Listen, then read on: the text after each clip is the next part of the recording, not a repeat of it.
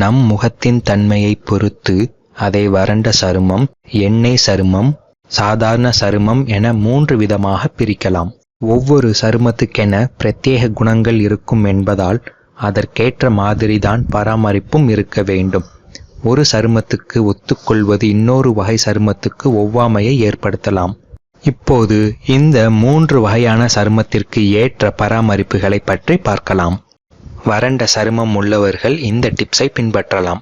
வறண்ட சருமத்தை வளவளப்பு சருமமாக மாற்ற 2 பிஞ்சு வெண்டைக்காய், ஒரு சின்ன கேரட், சிறிதளவு தேங்காய் பால் விட்டு விழுது போல நைஸாக அரைக்கவும். இதை முகத்தில் பேக் போல போட்டு அரை மணி நேரம் கழித்து முகத்தை கழுவினால் முகம் மெருகேறும். இதை வாரம் 2 முறை என 2 வாரங்கள் போட்டு வந்தால் முகம் பளபளக்கும். வறண்ட சருமம் இருப்பவர்கள் புளிப்புத்தன்மையுள்ள உணவுகளை சாப்பிடக்கூடாது.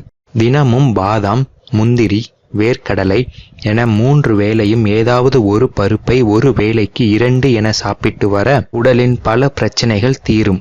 கீரை வகைகள் மற்றும் பழங்களை தினமும் உணவில் சேர்த்து கொள்ள வேண்டும். எண்ணெய் சருமம் பொலிவு பெற இந்த டிப்ஸ். எண்ணெய் பசை கொண்ட சருமத்துக்கு முல்தானி மெட்டியுடன் சிறிதளவு பன்னீர் கலந்து முகத்தில் தடவலாம். பாதாம் பருப்பை கஸ்தூரி மஞ்சளுடன் சேர்த்து அரைத்து வாரம் 1 முறை தடவி வந்தால் முகத்தில் எண்ணெய் வழியாது.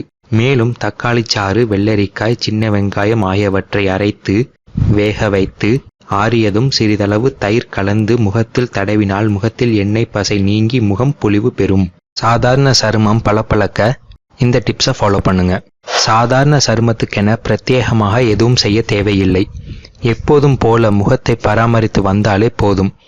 கன்னங்கள் ஒட்டி போய் இருப்பவர்கள் சாமந்திப்பூ, சிறு பருப்பு சேர்த்து அரைத்து முகத்தில் தடவினால் கன்னங்கள் உப்பி வரும். மேலும் இது போன்ற பயனுள்ள அழகு குறிப்புகள் தினமும் உங்களை வந்தடைய சேனலை சப்ஸ்கிரைப் செய்யுங்கள். நன்றி.